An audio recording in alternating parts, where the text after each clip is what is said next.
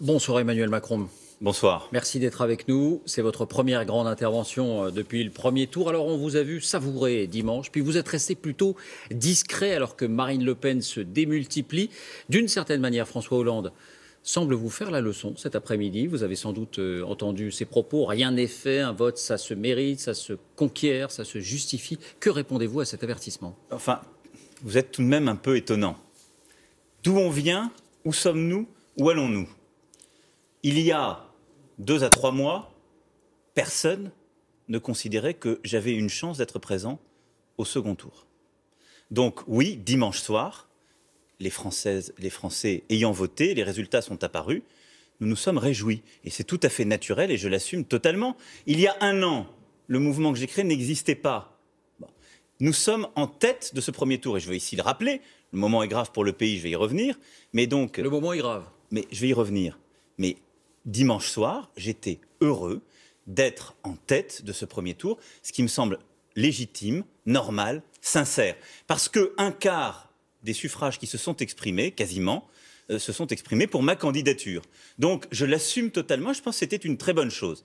Le deuxième élément, auquel vous vous êtes collectivement habitués depuis des mois et que j'ai à de multiples reprises dénoncé, c'est la présence du Front National. Je l'ai suffisamment combattu, justement en apportant une réponse claire, directe et directement opposée à celle de Marine Le Pen, pour aujourd'hui ne pas avoir de leçons à recevoir. C'est le système des vieux partis politiques qui l'a nourri pendant tant et tant d'années. Donc, dimanche soir, victoire pour ma part, le premier tour, puisque je sors en tête et j'en suis heureux et je le fête et je le célèbre. Je vous montre une image à ce propos. Allez-y. Je vous montre une image parce qu'il y a cette scène que certains ont trouvée décalée. C'est la fête à la brasserie La Rotonde à Paris. Remerciements à vos proches, mais fête aussi avec des amis, des soutiens, des personnalités du spectacle. Écoutez les réactions que ça a pu susciter, à droite notamment. Je trouvais ça assez indécent de faire la fête au moment où l'extrême droite est au second tour.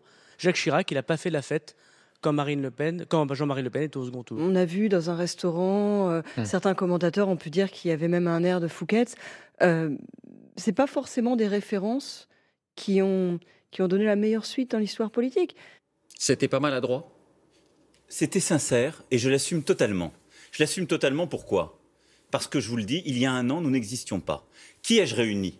Alors, vous reconnaissez quelques visages de gens qui m'ont soutenu et qui sont venus, qui étaient invités. Mais la grande majorité, les 150 personnes qui étaient là, c'était des femmes et des hommes qui, depuis des mois, jour, nuit, week-end, travaillent pour que cela advienne. C'était toutes celles et ceux qui font ce mouvement, et malheureusement, ils n'étaient même pas tous là, mais qui œuvrent chaque jour avec leurs conjoints, des gens simples. Ceux qui me donnent des leçons et que vous passez ce soir, qui ont servi les gouvernements qu'ils dénoncent et dont ils dénoncent les pratiques, ils avaient invité qui? Dans des restaurants huppés, des grands chefs d'entreprise. Moi, j'ai invité les gens avec qui je travaille dans une brasserie parisienne. Donc pas de regret. Et donc, aucun regret. J'assume totalement et j'assumerai toujours. Ce ne sera pas le diktat d'une bien-pensance triste qui me dira où je dois aller. Et le fait que François Hollande semble s'ériger en directeur de campagne. Donc, ce que je vous dis, c'est qu'il y a eu un premier tour. Ce premier tour m'a placé en tête. Je m'en réjouis, je le fête avec celles et ceux qui ont mis leur énergie, leur enthousiasme et leur entrain pendant les mois passés, parce que personne ne nous aurait mis là. Deuxième point, il y a la présence du Front National, et elle est grave. Écoutez mon discours de dimanche soir, il est grave. Et oui, moi qui depuis des semaines dénonce cela, je ne peux pas m'en réjouir. Il est grave, mais je suis devant aujourd'hui Marine Le Pen, et je veux consolider cette avance. Mais qu'est-ce que les Françaises et les Français ont dit dimanche soir? Ils ont décidé de tourner la page des 30 dernières années. Ils ont décidé, simplement pour un quart d'entre eux, qu'ils se reconnaissaient dans ou le Parti socialiste ou les Républicains. Ils ont donc tourné la page des 2 grands partis de gouvernement depuis plus de 30 ans. Et il y a aujourd'hui 2 offres claires qui s'affrontent. Madame Le Pen, d'une part, qui porte un projet de rétrécissement, de fermeture des frontières, de haine de l'autre, de sinistre économique, d'affaiblissement des classes populaires et des classes moyennes et de notre économie, et je le démontrerai de manière méthodique comme je l'ai toujours fait, et de l'autre, le camp des progressistes, celui que, depuis le 6 avril 2016, j'ai voulu lancer, regroupant d'ailleurs des femmes et des hommes venant d'horizons différents, mais qui portent un même projet, celui de faire réussir la France avec exigence, de manière à la fois efficace et juste, dans une Europe plus forte. Voilà. C'est ça ce qui se passe. Et les choses sont claires. Cette opposition-là. Et si vous voulez, je veux ici insister, par rapport à tous les donneurs de leçons qu'on a, Tous ces gens-là ne prennent pas leurs responsabilités. Le Front républicain, ça n'a rien à voir avec le fait de fêter une victoire et de le fêter légitimement. Et je devais ça à celles et ceux qui m'ont accompagné. Là, vous pensez à Jean-Luc Mélenchon quand vous dites qu'ils ne prennent pas leurs responsabilités? Mais je dis en général la classe politique française, des installés et des assis, qui a laissé alimenter la montée du Front National, qui veut aujourd'hui donner des leçons. Que fait-elle? Elle n'a pas recréé le Front républicain. Ce qui s'est passé en France en 2002, et moi je fais partie de cette génération... Elle aurait dû le faire? Je ne porte pas de jugement, je le note. Beaucoup de responsables politiques, j'ai vu hier, les Républicains n'ont pas souhaité apporter un soutien massif et républicain à ma candidature. Ils ont demandé, vraiment il y a eu de longs débats même pour savoir s'il fallait mettre mon nom dans leur communiqué de presse. Une formule de compromis. Une formule de compromis mais qui n'est pas claire. Donc il est là le problème. Ils ne sont pas clairs. Mais moi je suis très clair. Et on va recomposer la vie politique française sur la base de ce que nos concitoyens ont dit dimanche soir. Madame Le Pen d'un côté, la candidature que je porte de l'autre. Voilà. Quant à Monsieur Mélenchon, que vous évoquez, je le regrette. Vous lui adressez un message ce soir? Non, je n'ai pas de message à lui adresser. Je suis triste pour ses électeurs. Je pense qu'ils valent beaucoup mieux que ce qu'il leur a dit dimanche soir. Ils valent beaucoup mieux que cela. Parce qu'il y a des femmes et des hommes engagés que je respecte. J'ai toujours respecté les électeurs de tous les bords, qui croient dans le progrès, l'écologie, la question démocratique, qui croient dans un responsable politique qui, il y a 15 ans, n'avait pas hésité à appeler à faire... rempart au Front National. Macron. Voilà. Mais on a la classe politique que l'on mérite. Est-ce que vous allez amender votre programme ou est-ce que vous allez insister sur d'autres mesures pour tenter d'adresser un message aux électeurs d'un côté de François Fillon, de l'autre côté de Jean-Luc Mélenchon? Non. J'ai un programme et un projet qui est clair. Vous ne bougerez pas. Mais qui est construit depuis le début de manière claire. Maintenant, je veux l'expliquer, convaincre, passer du temps et apaiser. Alors, la mission qui est la mienne, c'est de rassembler. Mais je ne vais pas changer le projet qui est le mien. Il est sorti en tête de ce premier tour. On faisait la comparaison avec 2002. Je rappelle qu'en 2002, Jacques Chirac a moins de 20% des suffrages de nos électeurs. J'ai 24%. Donc, je ne vais pas l'amender. Par contre, je veux rassembler autour de ce projet largement et je veux considérer.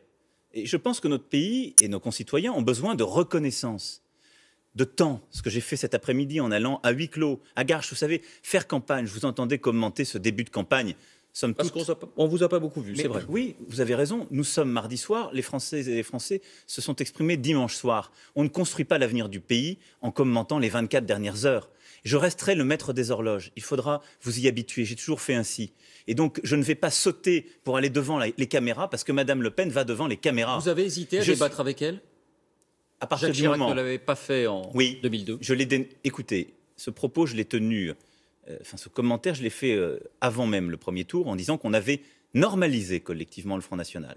À partir du moment où le débat a eu lieu à 5, puis à 11, je ne vois pas quel est l'argument recevable qui ferait que je ne débattrais pas à 2. Mais nous avons normalisé le Front National, d'évidence. Or, son idéologie ne l'est pas. Or, les valeurs du Front National ne sont pas des valeurs républicaines. Or, le message de Madame Le Pen, son projet...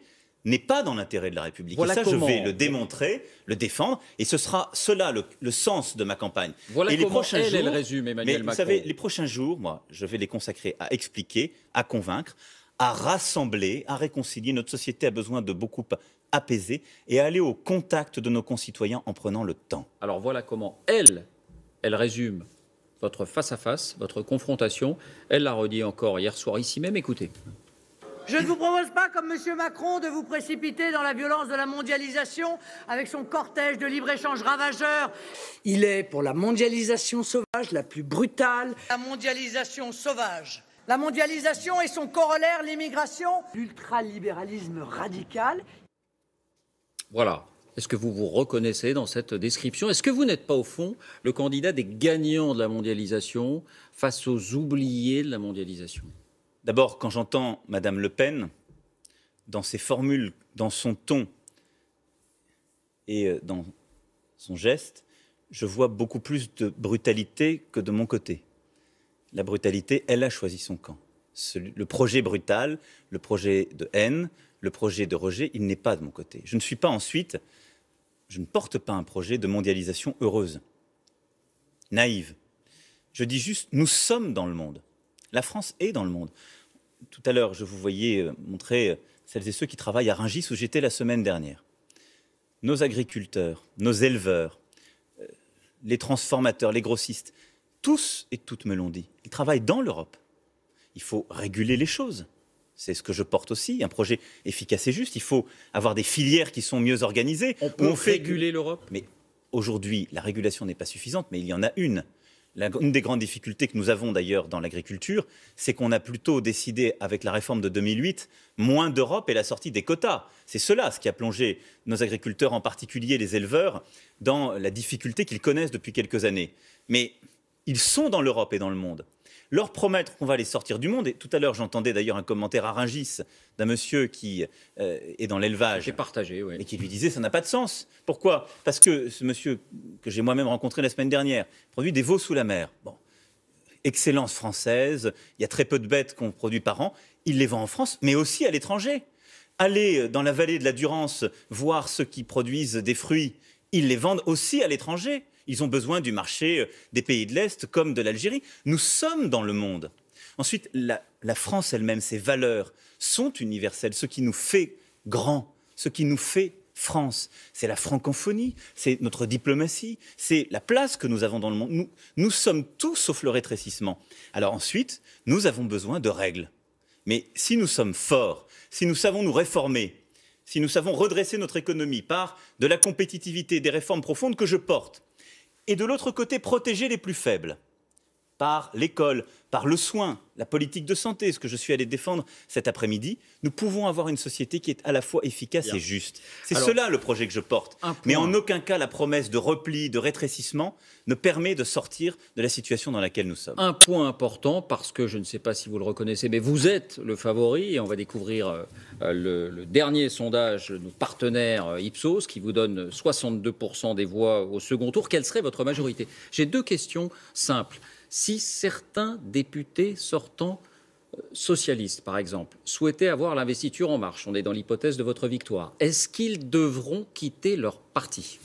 Oui, qu'ils soient députés socialistes ou députés républicains, puisque des deux côtés, il y a des femmes et des hommes qui se retrouvent dans le projet que je porte, ils peuvent tout à fait être investis demain. Mais à condition de démissionner. Oui, parce qu'il faut être clair. Parce que nous refondons la vie politique française. Et vous le voyez bien, beaucoup de femmes et d'hommes venant du Parti socialiste m'ont rejoint.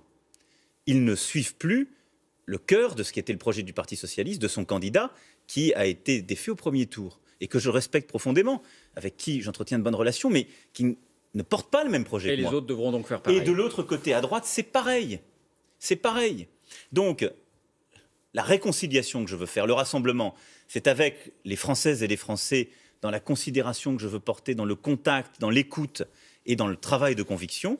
Je veux pouvoir convaincre qu'on peut, avec calme, avec beaucoup d'apaisement, transformer le pays et embrasser l'avenir, parce que je pense que ce que les Françaises et les Français ont choisi avec ma candidature dimanche soir, en me mettant en tête, c'est un choix d'espoir, un choix d'avenir.